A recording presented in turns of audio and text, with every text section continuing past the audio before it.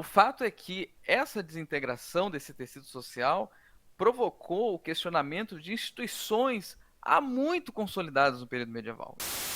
O impacto ou o que tornou evidente inicialmente essa experiência de crise, né, mais imediata da Covid-19 nos últimos 2 anos foi as incongruências, né, e as contradições do sistema mundial atualmente, né, o sistema capitalista mundial.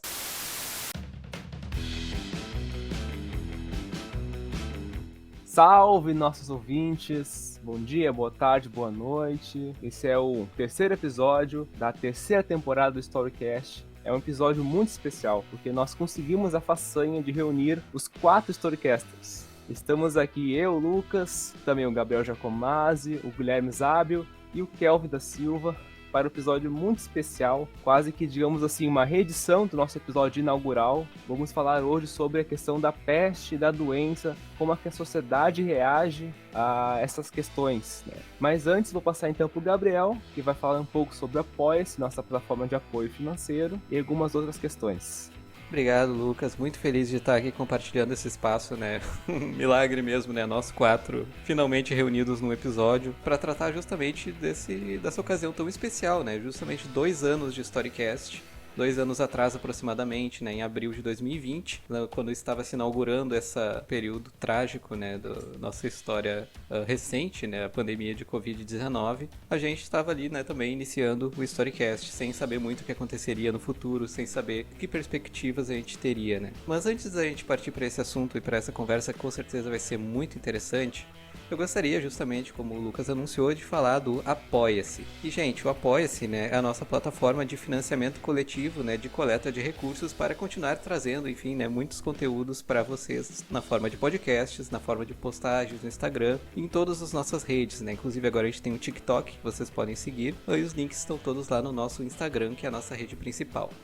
Se você visitar inclusive o nosso Instagram, você vai ver nos fixados as instruções para acessar o Apoia-se, através do qual você pode, né, nos apoiar com pequenos valores e assim construir, né, coletivamente com a gente o Storycast para a gente perdurar por mais 2, mais 4, mais 6 anos, se der tudo certo. E eu gostaria então, por fim, de deixar o agradecimento aos nossos apoiadores do último mês, que são a Kátia Miller, o André Zabel e o Leonardo Kurtz. O apoio de vocês é verdadeiramente inestimável para a gente continuar fazendo o nosso trabalho. Muito obrigado, de verdade.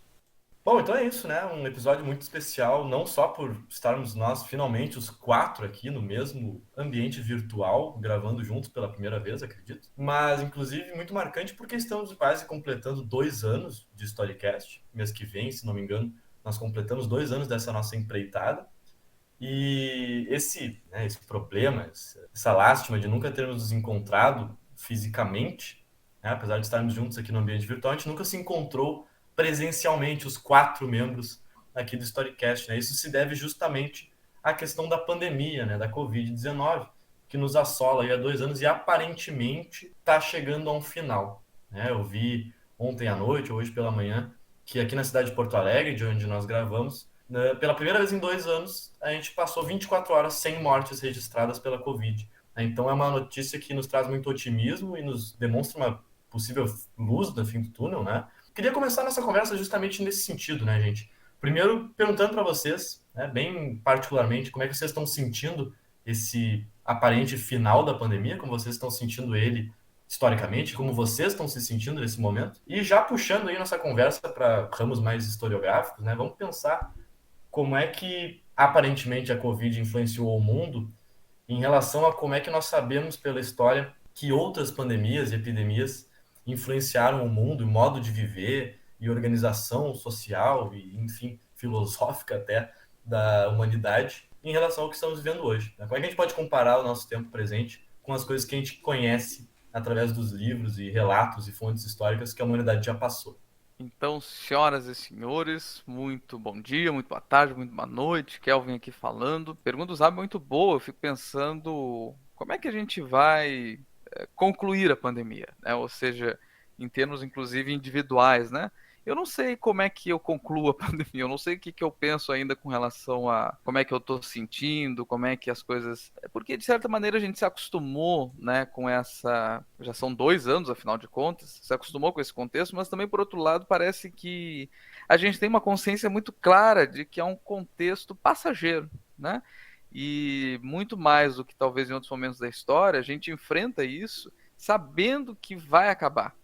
Talvez não a doença em si, nós vamos ter ainda, né, é o que os cientistas nos dizem, pelo menos, a Covid vai permanecer, mas a pandemia ela vai acabar. E a gente tem plena segurança de que esse momento, se ainda não chegou, vai chegar.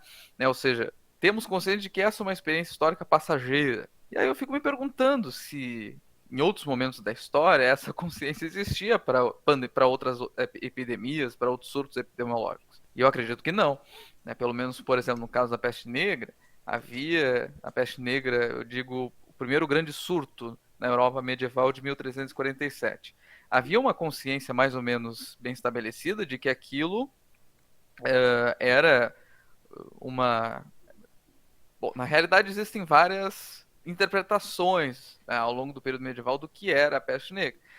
Mas boa parte delas vai ter como noção o fato de que se fosse uma punição de Deus, essa punição não tinha dado para acabar. Muito pelo contrário. E de maneira muito interessante, dependeria muito mais dos próprios homens do que de Deus para acabar com aquela epidemia, pelo fato de que, ora, se Deus está punindo, então é dever dos homens acabar com aquilo que incomoda a Deus. Né? Então, daí que surgem movimentos radicais que vão sair às ruas se flagelando, que são os flagelantes, justamente, né? Aqueles movimentos que vão de elevar a piedade ao máximo possível para tentar se mostrar menor a Deus, para tentar se mostrar pecador, para tentar, enfim, amenizar a cólera, né? A fúria de Deus. E nesse sentido eles faziam o possível para que aquela epidemia acabasse. Já nós, eu acredito que temos um pensamento mais ou menos duplo, né? Por um lado depende de nós, por conta da vacina, por conta do que a tecnologia nos proporciona, etc. Por outro depende da natureza, né? Ou seja, a gente tem plena consciência de variantes, a gente sabe que essas variantes elas são uma realidade totalmente alheia aos seres humanos, no sentido que a gente não tem controle sobre isso, né? Então vai que surge uma variante pior, ou vai que as próximas variantes continuem mais ou menos no padrão atual, né? Ou seja, que não piore a situação efetivamente.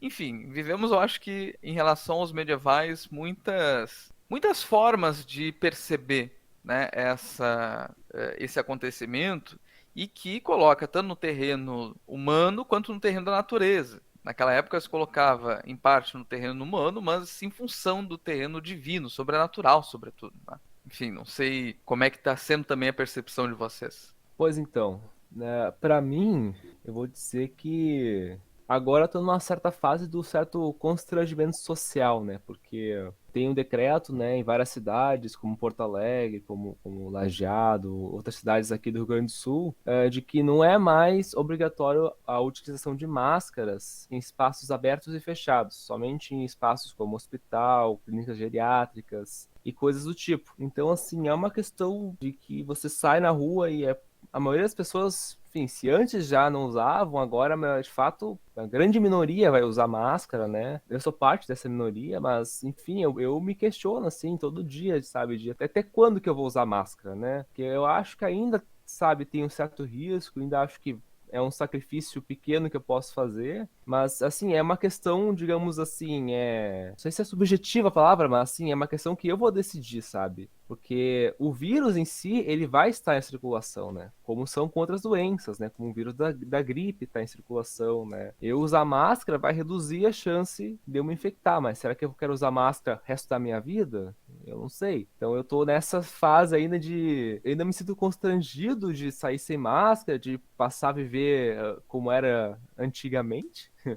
Mas eu ainda sinto que não dá pra voltar tudo ser como era antes do nada. Eu acho que algumas precauções devem ser feitas. Eu acho fantástico, Lucas, que tu fala muito em eu, né? O que eu vou fazer? Eu não quero usar máscara no futuro para sempre, eu não quero. Eu. No contexto de outras pandemias, não existia a noção de indivíduo, Sim, né?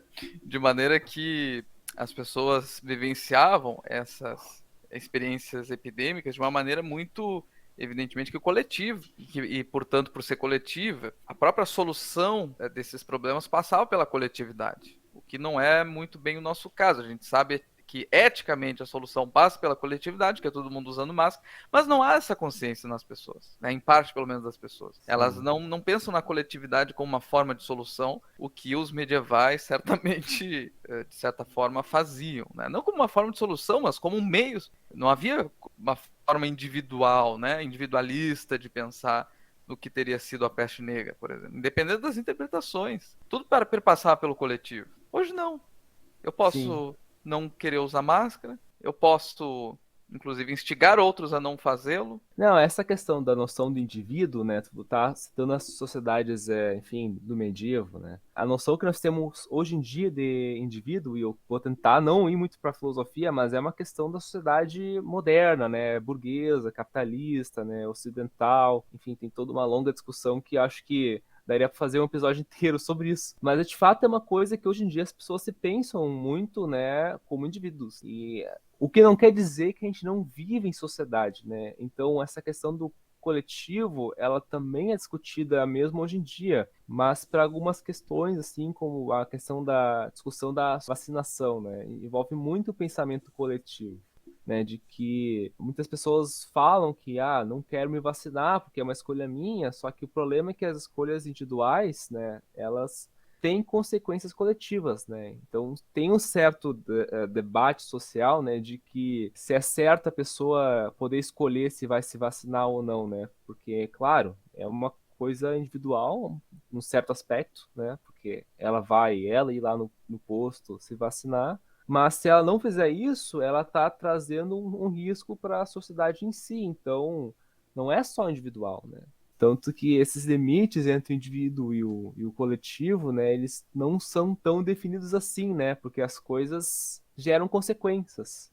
A gente vê se perpetuando muito uma ideia meio equivocada de, não, usa máscara quem quer, se vacina quem quer, e não enche o saco de quem não quer. Só que, claro, de fato, o cara, se ele não tiver afim de fazer essas questões, ele realmente não vai fazer e não vai encarar, vai ter consequências muito brandas, né, em relação a isso. E claro, em outros momentos históricos, se a gente pensa, esse poder de escolha, né, definitivamente não se encontrava presente. Se a gente pega, por exemplo, a revolta da vacina, né, 1904, 1905, a gente tem uma questão que também é uma questão totalmente distinta, porque é uma questão de classe. A pobreza e a própria saúde pública vistas como caso de polícia. Então, se a gente tem um movimento anti-vacina atualmente, ele tem essa liberdade justamente porque a gente está num outro contexto bastante distinto, né?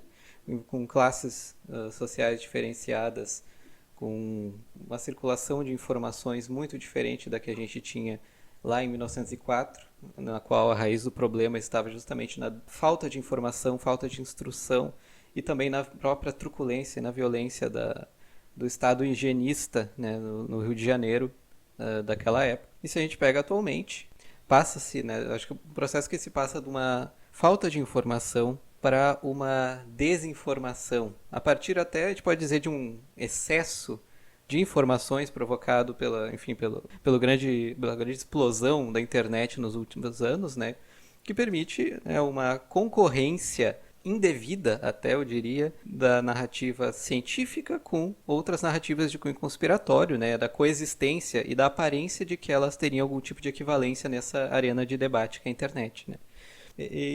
Essa lógica, né, que vem muito de uma lógica liberal da sociedade, que é o que dá as cartas. Né?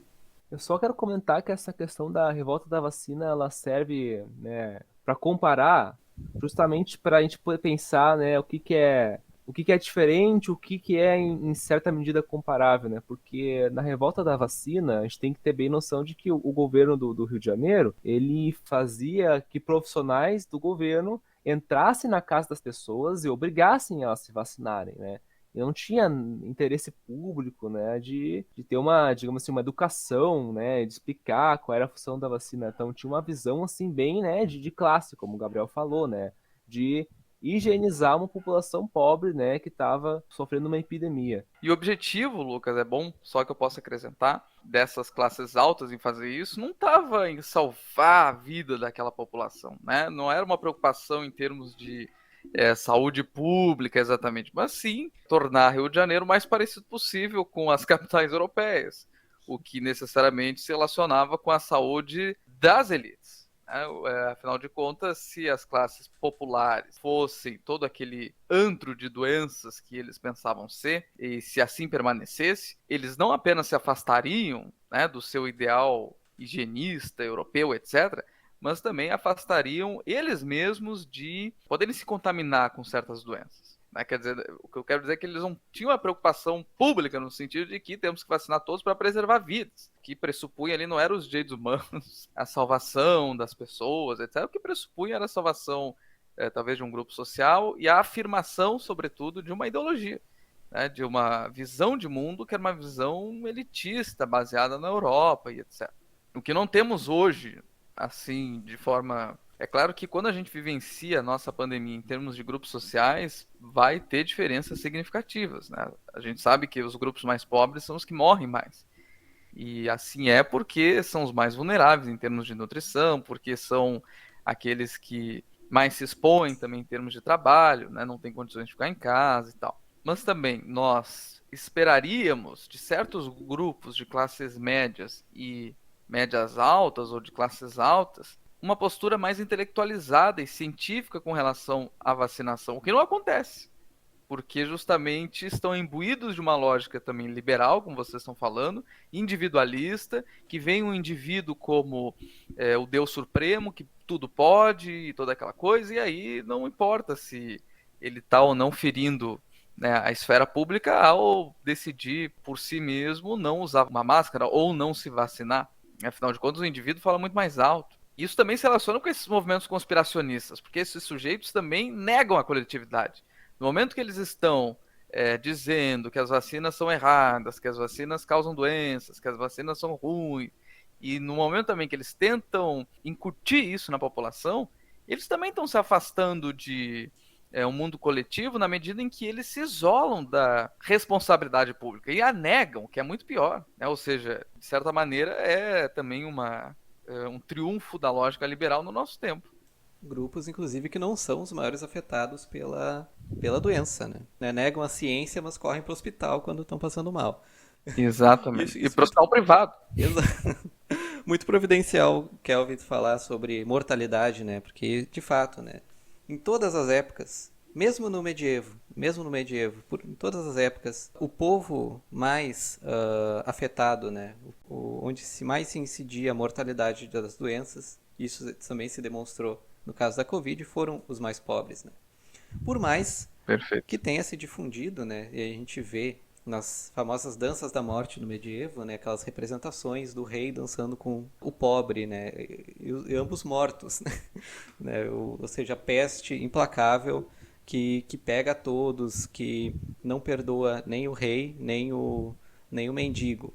Um discurso que a gente viu, inclusive, atualmente, né, ser reproduzido em algumas instâncias, mas que não poderia estar mais longe da realidade. Né? Em questões de acesso de saúde, em questões de alimentação, imunidade, enfim, todas essas questões, isso está fora de questão, mas tem a ver muito com uma ideia de um pensamento escatológico, né? Porque, evidentemente, no fim do mundo, né, no fim de todas as coisas, todos perecerão igualmente. E isso me faz muito pensar também em como a humanidade lidou com essa questão ao longo do tempo, né? Se a gente pega atualmente, né, retomando um pouco o que o Lucas falou, da questão das máscaras, a questão do distanciamento, enfim, isso são cuidados paliativos mínimos, né? Que, enfim, são vexatoriamente ignorados pelos individualistas, negacionistas, enfim, como a gente estava tratando. O cuidado, né, o cuidado da coletividade, a gente já verifica muito antes, né, na história. Por exemplo, né, talvez o Kelvin depois tenha mais exemplos nessa questão, mas pelo menos no que eu me recordo do Islã clássico, né, que são as primeiras terras afetadas pela peste do século XIV, já existia uma noção bastante e um debate sobre a questão do contágio. Se agora, né, com a Covid-19 não há dúvidas de que o contágio existe entre as pessoas, existia essa dúvida, né, se era uma incidência divina sobre cada indivíduo, já que, enfim, seria uma punição um flagelo sobre a humanidade pelos seus pecados, ou se era uma questão que atingia uns e esses indivíduos deviam ser isolados para que não passasse para os demais.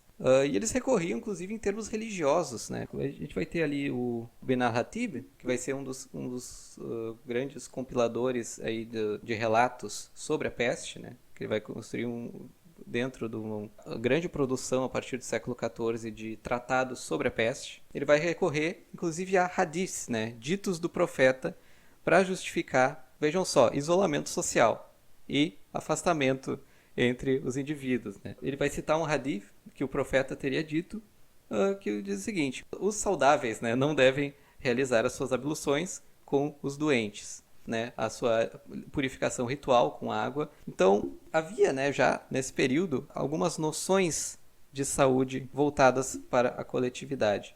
Eu acho extremamente pertinente tu ter trazido essa questão, percepção que os islâmicos possuíam em relação a como enfrentar a peste por meio de abluções, etc. Porque havia também uma percepção, mas muito mais instintiva, talvez, muito mais da experiência do que de fato da ciência, no caso da Europa medieval, porque os sujeitos simplesmente abandonavam aqueles doentes, né? E eu digo aí familiares, inclusive, que vai chocar profundamente os moralistas daquela época, porque, por exemplo, mães abandonam filhos quando estes adoecem, né, de peste, porque irmãs abandonam irmãos. O Boccaccio, que vai escrever longamente sobre a peste no século XIV, perdão, segunda metade do século XIV, ele que, aliás, era um componente da classe média, conseguiu salvar, né, um componente da classe média citadina, que foi para o campo porque possuía essa possibilidade.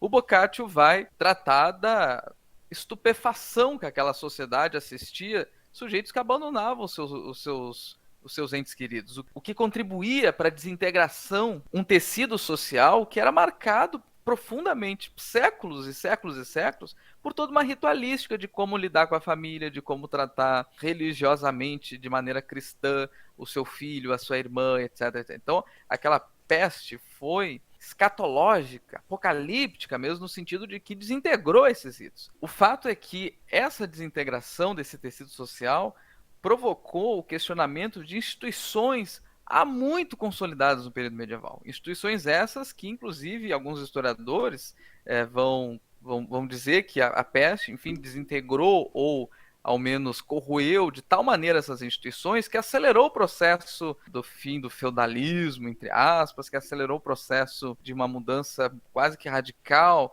naquela sociedade em termos de condução a maior urbanização, a maior comercialização, a um maior crescimento econômico. Tudo isso foi associado com aquele evento da peste. O que me faz pensar que a nossa peste, né, a nossa pandemia, em termos relativos a isso, a desintegração social, o impacto econômico profundo, a degeneração de instituições culturais, econômicas e políticas, a nossa peste não chega nem perto do que foi a peste negra. Sim, eu queria comentar isso agora mesmo, né? Como que, em comparação a isso, né? O coronavírus, ninguém deixou de ver seus filhos, seus familiares, né? Claro, assim, quem está infectado fez, eu espero, né, que tenha feito isolamento e tudo mais. E várias medidas foram tomadas. Mas não passou pela cabeça de ninguém, né? Abandonar seus familiares por medo de se infectar, né? Na verdade, se lamentava que não podia ver a avó porque, né, posso estar infectado, posso, enfim, levar o coronavírus para ela, mas nunca na perspectiva de não vou ver minha avó ou minha avó dizer, não vou te ver, neto, porque tu pode estar com coronavírus. Isso nunca não aconteceu, né? Eu espero também, né? No meu caso não aconteceu. Isso talvez no iniciozinho tenha sido até um pouco mais forte, né? Ou seja, as pessoas tinham um certo medo também de se infectar, então os familiares não se encontravam. Muita gente ficou realmente bastante tempo sem encontrar seus familiares, né? Só por videochamadas e tal. Mas isso do ano passado para cá, nossa, poucas pessoas continuam agindo dessa forma, que distancia ainda mais a nossa experiência epidemiológica daquela que, enfim, os medievais sofreram. Há casos que até foram semelhantes em certos aspectos. Assim, eu lembro que quando aconteceu aquela tragédia na Itália, né, de gente morrendo, um monte de tal. Teve um caso terrível de, por exemplo, uma pessoa que teve que lidar com seu irmão ou irmã que morreu na cama e não tinha quem pudesse, devido ao abarrotamento do sistema de saúde, não tinha quem pudesse remover o sujeito do seu quarto, enfim, para levar ao necrotério, ao cemitério e etc. Nesse sentido, foi análogo ao período da peste medieval de 1347, porque as pessoas morriam a rodo, de tal maneira que não havia nem cemitério para enterrar tanta gente e muito menos gente para remover os corpos, né? Ou seja, a grande diferença é que isso aconteceu em casos isolados do nosso tempo, né? Em casos muito específicos mesmo. E se aconteceu foi só num momento muito localizado lá no início, num contexto da Itália, ou de repente de um ou outro país, mas isso não se generalizou. E por também não ter se generalizado, acredito que boa parte das nossas instituições, repito, né, culturais, políticas, econômicas, etc., se preservaram. A gente não teve um contato com a morte, apesar do número terrível de, no Brasil, mais de 600 mil pessoas, a gente não teve um contato com a morte tão íntimo como aquele dos medievais. Íntimo a ponto de pôr em xeque as instituições no geral. É isso que eu digo, assim. Pôr em xeque o nosso modo de viver, o nosso mundo tal como ele é. Isso não aconteceu. Eu A acho gente que a começou a gente se questionar. adaptou bastante, né? Assim, essa questão Exatamente. do mundo virtual, né? Enfim, Storycast é um exemplo disso, né? A gente faz tudo via Meet, via WhatsApp, enfim. E várias coisas passaram a funcionar dessa forma, né? Pessoas começaram a trabalhar em casa, teve o ensino que virou remoto, enfim, algumas coisas agora estão voltando a ser presencial. Mas a sociedade procurou formas de se adaptar e daí a tecnologia, né, de comunicação dos tempos atuais facilitou isso, né? Imagina, pô, antigamente, né? Como é que tu faria, né? Se tivesse um coronavírus antes da internet, parava tudo, né? Eu concordo absolutamente com vocês dois. Eu acho que em muitas questões, né, até por essa distinção, né, entre uma corrosão generalizada do tecido social das instituições seculares e também religiosas, em alguns sentidos até tentar fazer alguma comparação entre o período atual e a peste medieval, a gente pode cair em muitos anacronismos, não é? Só para fazer esse jogo também, né? Até mesmo no mundo islâmico, houve, em determinada medida, um questionamento da própria fé ante o nível de destruição que a peste, né, provocou ali em 1346, 47, em cidades que, à época, né, já há muito tempo no mundo islâmico, eram megalópolis, né, para os padrões da época, como Damasco, como o Cairo. E havia, inclusive, um questionamento muito forte sobre onde está Deus? Ele está se omitindo de nos ajudar ou ele está nos punindo, né? Se é uma punição divina, eu devo me proteger da peste ou eu devo aceitá-la? E uma resposta a isso eles encontraram, né, nos escritos do famoso Al-Ghazali, um importantíssimo autor do Islã clássico. E ele vai dizer o seguinte: vocês dizem, se alguém que confia em Deus pega em armas como proteção contra inimigos e tranca sua porta contra ladrões e amarra seu camelo para que não fuja, o que significa confiar em Deus? Ou seja, você confia em Deus, mas mesmo assim você tranca sua porta para não ser roubado. Isso quer dizer que Deus não está lá? Logo, tome as medidas de segurança devidas e fuja da peste, mesmo que seja da vontade de Deus que você seja contaminado. E eu pessoalmente acho muito interessante observar, inclusive, essas formas como eles procuraram defender a fé ante aquela verdadeira hecatombe, né? E buscar um sentido em meio ao caos provocado, né, pela peste. Mas agora voltando para as últimas questões, mais do que uma corrosão generalizada do tecido social, eu acho que o Covid expôs muitas fragilidades do mundo moderno, por assim dizer, né? Do sistema financeiro, demonstrou especialmente, né, talvez a importância da classe trabalhadora, o fato de que é o patrão que precisa dos trabalhadores, não o contrário, especialmente nos períodos de isolamento e de lockdown. Por outro lado, né, serviu como um acirramento de determinadas estigmas e preconceitos de classe, de nacionalidade, de etnia. Se a gente vai ver, por exemplo, o tratamento internacional das restrições de viagem, que teve especialmente quando uma das variantes que foi identificada na África do Sul, mas tinha surgido no Reino Unido, o que eles fizeram? Restringiram viagem da África do Sul e dos demais países da África. O Reino Unido continuou livremente, né? Então, expôs um pouco mais a questão do efeito da crise migratória, né? Evidentemente, teve um impacto avassalador e que a gente realmente não tem como mensurar nos países mais pobres. mesmo os países do norte global, chamado norte global, tiveram um tratamento caótico, como os Estados Unidos, né, com seu 1 milhão de mortos. Né, esse mês chegou a 1 milhão de mortos. Brasil com 650 mil, apesar de não fazer parte do clubinho do norte global, mas um país pretensamente mais desenvolvido, né, uma das maiores economias. E nos países pobres, então, que a gente não teve, inclusive, dados mensuráveis sobre o impacto da pandemia diretamente, a posição periférica deles também ficou muito ressaltada. Né? E lembrando, inclusive, a questão das vacinas, né? A distribuição e acesso a vacinas, demonstrou o poder de barganha e o poder de atuação no mercado das maiores economias, os Estados Unidos desviando e retendo lotes de vacina para si. Enfim, acho que o impacto inicial, né, porque a gente ainda está vivendo esse processo histórico, mas o impacto, ou o que tornou evidente inicialmente essa experiência de crise, né, mais imediata da Covid-19 nos últimos 2 anos, foi as incongruências, né, e as contradições do sistema mundial atualmente, né, sistema capitalista mundial especialmente. Me pergunto se o capitalismo não vai fagocitar essas contradições como ele fez e continua fazendo também em outras experiências históricas, sabe?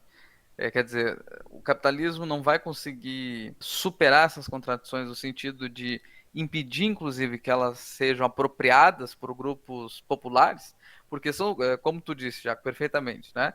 Evidenciou a pandemia como que trabalhadores ditos de primeira mão, né? Trabalhadores essenciais, né? Essenciais, exatamente, são, afinal de contas, tão essenciais. Né? Evidenciou isso de maneira explícita. E esses trabalhadores essenciais se apropriaram dessa compreensão. Esses trabalhadores essenciais começaram a perceber a sua importância para o funcionamento do sistema. A pandemia ajudou nisso? Eu não sei. Por isso que eu pergunto se o capitalismo não foi capaz de fagocitar essas próprias contradições. Posso que ele responder mesmo... bem curtamente? Diga lá. Foi.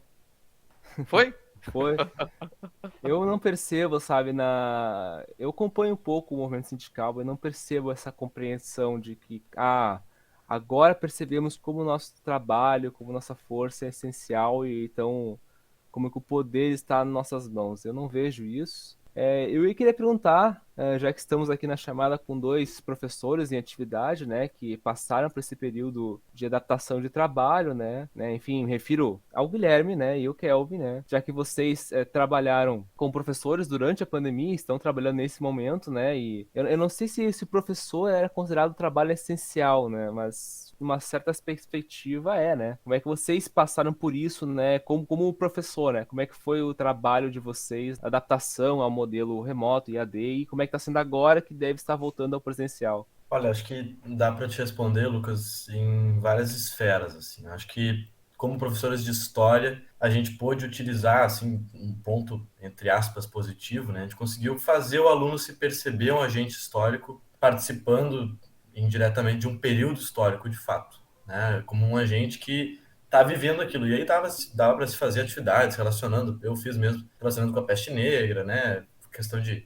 trazer relatos, e aí eles fazerem o relato deles em relação à Covid, a peste do 21, né, enfim. E foi interessante nesse sentido para eles, né, para tentar trazer essa visão deles de que a história se constrói, a história está sempre acontecendo, tem sempre novos fatos históricos acontecendo, acontecimentos, e eles, por vezes, vão, né, se sentir parte dela. Né? Até tem vários memes que trazem isso, né? Pô, estudar acontecimentos é muito bacana, mas viver eu não aguento mais, né? Não aguento mais viver acontecimentos históricos, pode parar por aí, né? Uma guerra acontecendo lá no leste europeu, a pandemia que não acaba nunca, né? Já valeu, já tá bom. E nesse sentido foi bacana, assim, deles se perceberem agentes históricos. Mas, no sentido de mudança de hábitos, mudança de vida, né? Eu acho que é uma outra coisa que... Acho que qualquer profissão sentiu isso também, né? Especialmente na parte da adaptação ao mundo remoto e tal. O professor já tinha muito esse problema do trabalho invadir a sua casa, né? No sentido de trazer correção de tema, correção de prova, né? Preparação de aula, preparação de material didático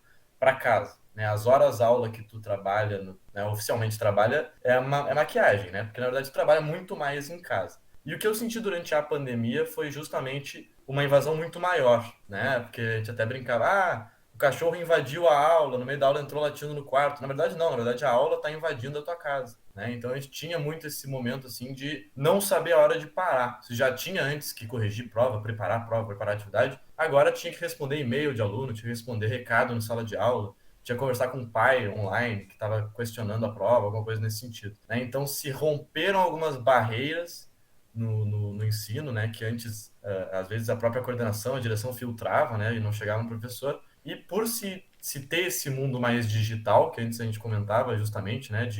O próprio Storycast se fala por Meet, se fala por WhatsApp, por se aproximar ao mundo, né? E diminuir essa distância. Eu acho que se rompeu muito essa barreira. Me senti muito mais sensível, né? E vulnerável a qualquer coisa durante a pandemia, não só a doença em si, que podia, né, a qualquer momento infectar, mas no sentido de que eu tinha que estar à disposição o tempo inteiro do trabalho, do aluno, do pai, enfim. Foi uma mudança assim, bem significativa nesse sentido. Fora as questões tecnológicas que a gente teve que se adaptar, né? Eu ainda me considero bastante jovem, então eu tive uma certa facilidade, eu auxiliei vários colegas, mas ainda assim, perrengues a mil, né? Tem a famosa história de que eu dei 1h30 de aula só para mim, porque eu caí da Meet e não percebi o aviso, tava com o PowerPoint ligado, fui dando aula, dando aula, dando aula. E quando eu voltei, tinha só o aviso de que eu tinha caído, né? E a internet tinha caído, eu fui retirado da sala. Retornei, mais de 1 hora depois, e tinha 3 guerreirinhos lá, 3 alunas, me aguardando. E eu perguntei, quando é que eu caí, Brias? E elas falaram, olha, tu começou a apresentar, deu 2 minutinhos e tu caiu. Então eu dei 2 períodos seguidos de explicação para ninguém. E, enfim, fica uma lembrança que hoje eu dou risada, mas no dia eu lembro que frustrou muito. E foi uma época de muita frustração em vários aspectos. A pandemia nos podou muita coisa, apesar de abrir essas várias alternativas tecnológicas, ela podou muito da relação, especialmente para os jovens, eles sentiram muito essa falta dessa relação, desse contato físico, né, de ver o colega e tal. Então, eu acho que a gente ainda vai sentir as consequências dessa pandemia nos jovens e na gente também, mais para frente, né? E aí o distanciamento histórico vai nos ajudar a entender isso daqui a alguns anos. Não sei o que o Kelvin pensa. Eu acho que antes do que eu falar, essa questão do trabalho, né, invadir a esfera privada da vida, né, acho que isso talvez, né, seja um dos legados da pandemia, né. Enfim, o historiador sempre é desconfortável, sempre fica desconfortável quando ele fala sobre o futuro, né, e eu também fico, mas acho que a gente pode apontar umas possibilidades, isso é uma coisa que eu vejo, acho que como houve essa adaptação, né, a modelos remotos de trabalho, pode ser que o trabalho daqui em diante possa ser pensado também de uma maneira remota, o que pode ter benefícios, né? Afinal, às vezes fazer coisa de casa é melhor, é mais confortável, é mais fácil, mas também tem essa questão de que tu não consegue separar, né, o ambiente de trabalho e o ambiente de ficar em casa, lazer, ou de estudo, ou de qualquer outra coisa, né? Conhecendo o sistema que a gente vive, provavelmente vai servir mais como agente de precarização. Mais horas de trabalho, não remuneradas, especialmente. Ou seja, se estávamos falando da possibilidade de a pandemia, ao evidenciar que os serviços essenciais são realmente essenciais e seus trabalhadores de enorme importância para o funcionamento do sistema, ao iniciarmos falando nisso, terminamos dizendo que realmente, de fato, o capitalismo fagocitou completamente suas contradições, a ponto de, inclusive, se beneficiar com o que aconteceu. Como o Jaco falou, precarizar ainda mais um trabalho que foi evidenciado como essencial em todos os aspectos. É sempre muito difícil, a gente sempre tem, também como o Lucas disse, né, um receio de falar no futuro. Assim. Tudo isso são conjecturas e tal, que a gente não tem como. Mas realmente conhecendo o histórico mesmo, a cronologia do capitalismo, né, e do nosso sistema do século XIX para cá, a gente sabe que isso é o mais provável mesmo. E todas essas reclamações que nós como professores temos, nesse sentido, para nós ficou muito pior, mas também para outros grupos acredito que tenha ficado ainda pior, né? Quer dizer, o desemprego aumentou, as possibilidades de trabalho parece que se escassearam, agora talvez estejam voltando com mais força, né, por conta do possível final da pandemia. Mas o fato é que, como professor, eu acho que talvez a pandemia tenha evidenciado que a educação não é essencial, porque ainda reina talvez uma certa ideia de que a educação privada, no sentido da educação da família mesmo, seja o suficiente. O que perpassa pelo próprio Estado, porque, por exemplo, o que o poder público fez em 2020, no sentido de, em vários estados, né, impedir que alunos possam se encontrar em meios presenciais e possibilitando o encontro apenas nos meios online, dos meios digitais, sem fornecer a eles os meios adequados para que eles possam fazê-lo, acredito que isso tenha agravado também muito a própria noção de educação. Porque o que acontece? Quando o Estado não consegue preencher a educação pública, esse espaço vazio é preenchido pela família. E todo mundo sabe que os alunos, tanto do ensino público quanto inclusive do ensino privado, não estudaram durante a pandemia, né? Tiveram um déficit. Isso é em questão, inclusive, de números mesmo, né? Isso é documentado já. Teve um déficit terrível na educação, muito profundo. Então, quem é que preenche esse buraco? Acredito que a família. E quando eu digo com a família, é claro que não há um esforço consciente, organizado, né? De, bom, vamos agora, autoconsciente, né? Vamos educar os meus filhos. É natural. É uma educação que acontece simplesmente numa conversa, que acontece na própria convivência, porque essa convivência dentro de casa aumentou e muito para esses estudantes, né? A convivência com a família e tal. E é a partir daí que eles também são educados. Então esse é outro efeito catastrófico que a nossa pandemia tem para a educação, que é também talvez a consciência de que ela não seja essencial na esfera pública, né? De que ela pode prescindir. A gente cansa de falar, né, enquanto professores, da importância da socialização dos alunos, do acesso ao contraditório, né, para além da esfera do núcleo familiar, para além daquela realidade, né, conhecer outras pessoas, outras dinâmicas, outras ideias no ambiente escolar, né, que é o ambiente por excelência de socialização dos jovens, né, do qual foi prescindido obviamente por motivo de força maior, né. A gente não defende que tivesse aula presencial durante a pandemia, a gente defende que tivesse aulas à distância com os recursos fornecidos devidamente pelo Estado. Exatamente. Mas a gente percebe que nessa visão, né, que o Kelvin ressaltou, nessa visão dessa elite tosca, vamos colocar assim, é totalmente descartável. Essa socialização, é até indesejável esse acesso contraditório, né? E daí a gente vê a pele do homeschooling, né, e outras questões, escola sem partido, outras questões emergentes que não me deixam mentir, né?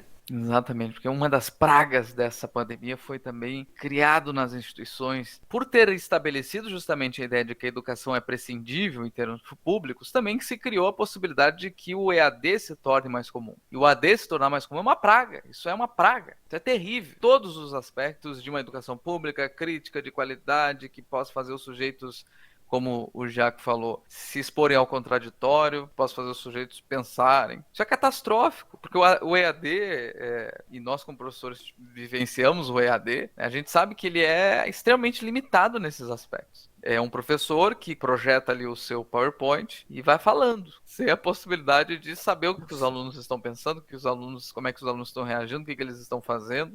Então, mais um episódio que a gente vai terminar de uma forma um pouco melancólica, né? Mas os assuntos não ajudam, não é guerra, é pandemia, é questões de precarização do trabalho. Mas é o que a gente tem para hoje, né? E para amanhã provavelmente também. Queria agradecer muito aos nossos ouvintes, aos nossos apoiadores do Apoia-se e desejá-los a todos, né? Que esse ano, então, realmente seja um ano que a pandemia seja superada, que as mortes não aconteçam mais, ou que, enfim, a questão da saúde pública no Brasil avance nesse sentido, né? E que seja um bom ano para nós, né? Um bom ano pro Storycast. E é isso aí.